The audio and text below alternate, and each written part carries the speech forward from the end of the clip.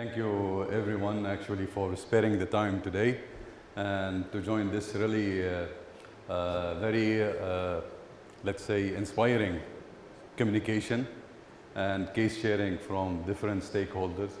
And it's very clear that the pain of having more speeds, having higher quality experience for home broadband services is common. It's common. And it is also a strategic vision for governments and also societies in order to promote development. Okay? So my topic today actually is 10 giga Jordan, which is enabled by fiber everywhere. Okay? So in terms of digital development, it's a key pillar actually for economic growth. And this is clear in a lot of emerging technology, which represent a very potential market space for digital service providers and also as a consuming areas for populations, which will create a big contribution in the GDP. And the digital economy actually is forecasted to be like $97.2 trillion by 2025. And based on these opportunities, we can see that there is 170 countries globally. They already launched their digital economy plan, including Jordan. We see there is Moody, Ministry of Digital Economy and Entrepreneurship. And also the global spending on digital services, it's expected by the World Digital Transformation to be $3.41 trillion US. So there is big opportunity in digitalization and digital transformation, including existing major services, teleconferencing, cloudification, and the future immersive kind of entertainment services, and also a lot of health industry use cases. Second important part is that all these digital services are actually enabled by having a very strong fiber infrastructure. And why fiber infrastructure? Because it is a key driver for GDP development. It is proven by a lot of studies like ITU and other kind of consulting bodies that the 10% investment on fiber can contribute into 1.3 increasement on the GDP individual. And doubling the broadband speed can also lead to 0.3% GDP improvement. Why? Because the fiber infrastructure built the habit of using more digital services at home, whether it is gaming services, streaming services, or even smart home services. And we can see this type of fiber infrastructure, massive deployment, can also help the governments to change the focus from infrastructure deployment to digital services development. And we can see leading countries like UAE, like China, which are leading in the fiber coverage and penetration. They already changed the focus from giga to 10 giga societies. And they are now incubating a lot of digital services and applications development. The rapid development of gigabit networks actually will have big contribution on the GDP, on the global giga users. Like now we have 180 million global users, majority of them actually in China. And this impacted or have a positive impact on Chinese GDP. I'll have a detail about the records and numbers from the economical study. So how to drive the fiber infrastructure development? The answer is based on the current global insight by robust policies and incentive schemes that have direct impact on the fiber development. And we can see now there is 10 gigabit societies or 10 gigabit offering already having 55 telco globally already launching 10 giga to home, including Jordan market, right? And the key development index or the fiber development index from Omedia already shows that those countries, they have this kind of development because of doubling the speed and increasing the fiber penetration. And this is the result of the robust policies enforced by the government and the bodies. So let's go through to see what type of policies can enhance the fiber development in terms of penetration and speed. We have one case from the United Kingdom basically what happened during the COVID period, there was a lot of criticism and reviews for the experience of the home broadband services in the UK, because majority of the network at that time was on DSL services. So as an emergency action, the government launched an emergency plan called the Project Gigabit. Project Gigabit basically includes the 5 billion direct investment from the government to accelerate the fiber in the main city, and include 210 million pound for voucher subsidies. These voucher subsidies, the purpose is to motivate the ISPs and the network service providers to extend the coverage to rural areas. And they have a clear,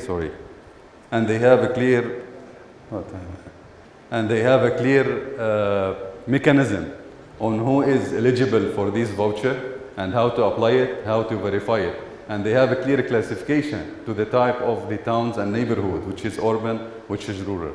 Okay, so the Project Gigabit target was to increase the FTTH coverage from almost less than 10% in 2019 to 85% in 2025. So far, as we speak, by September 2023, they achieved 77%. Additional to the coverage, they also took care of the home network services. In the home network part, they mandate the pre-deployment in any building in the United Kingdom starting from 2020. And this actually, the mandatory in-building guidelines include the new builds and any type of facility which undergoes any big re-innovation or big maintenance work.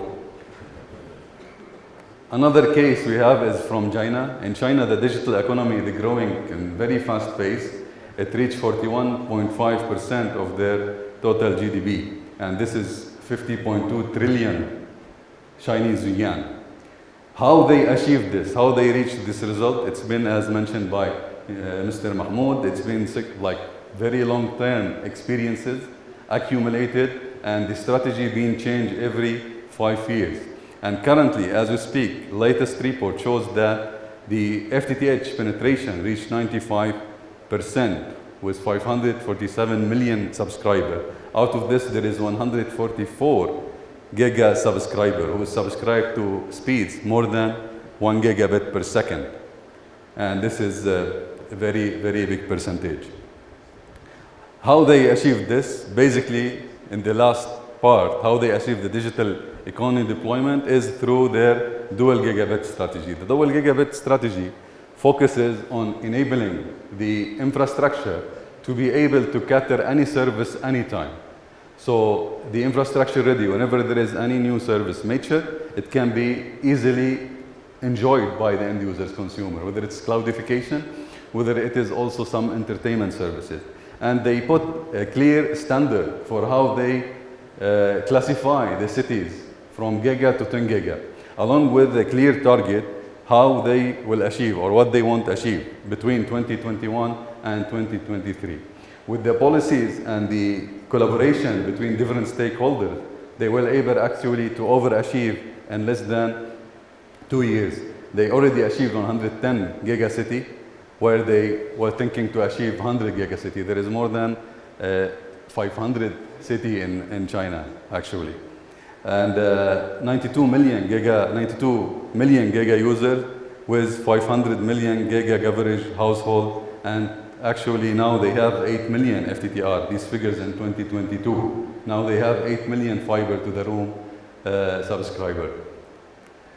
These figures are achieved through actually policies and ecosystem collaboration from different stakeholders. The first part, they focus on the home pass. In the home pass, they did a unified planning for all the facilities in any new city or any new building. So when they build, for example, a road, they build directly all along with the pipeline, all type of fiber coverage. And they also supported through subsidies from municipalities and from the government.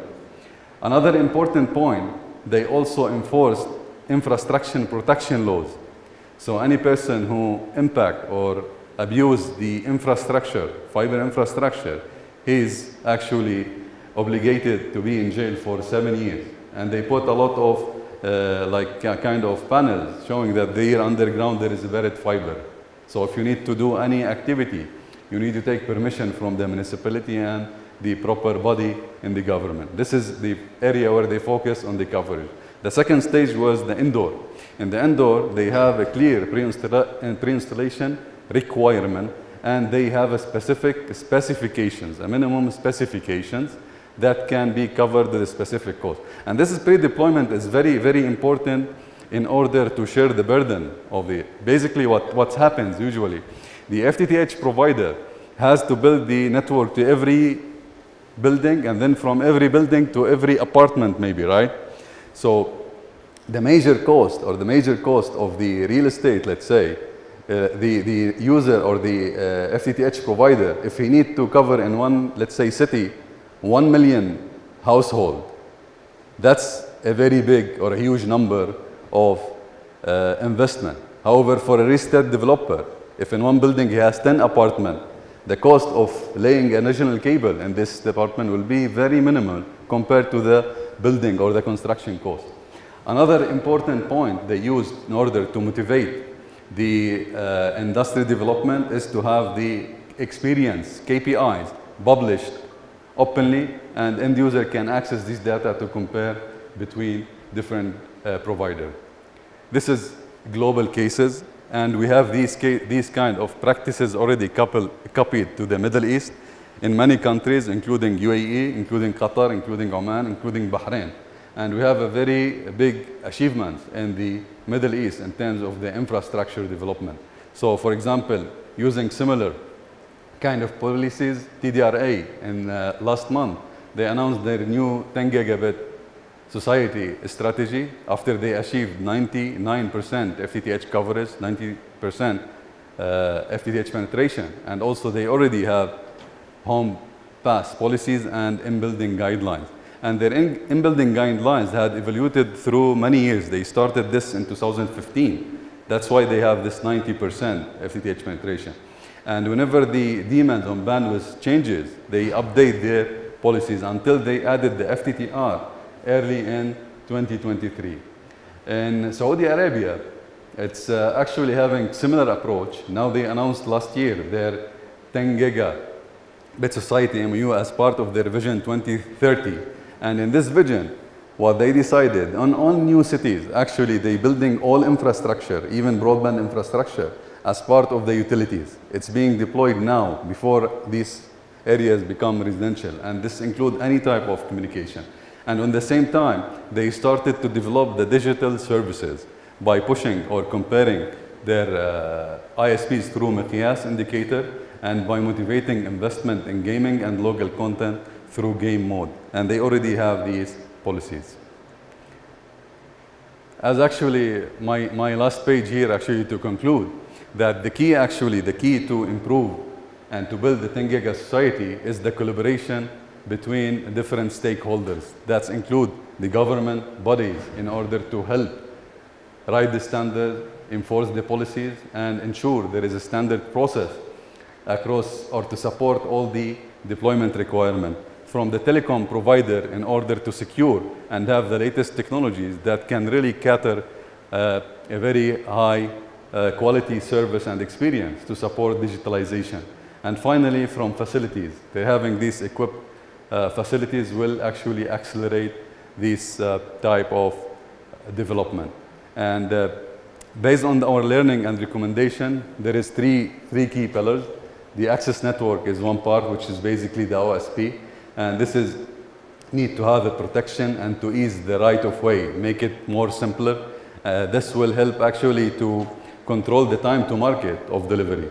Because some of the countries we see that sometimes, as mentioned by Zain, they are targeting to have one neighborhood in 1 week. But sometimes maybe you need to freeze the resources 1 month to get the right of way. So this is also a complex thing, and it's an additional overhead on the operators or the investors in the infrastructure. The home network is additional part which require pre-deployment. And this pre-deployment, why it is important? Because it will accelerate the service fulfillment.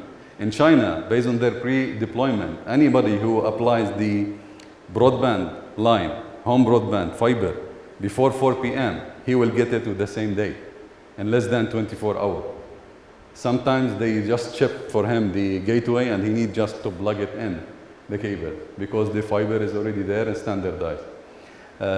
Last part is the carbon neutral ESG, and having fiber everywhere is actually green. And having green buildings is also not only for the sake of the operators and the broadband development, it's also a selling point for the real estate developers. And this has been used as a selling point in many countries, including Thailand. That's my final message. I hope I have give a good insight, and I wish we can communicate more and to promote the collaboration between different stakeholders to achieve 10 giga Jordan. Thank you.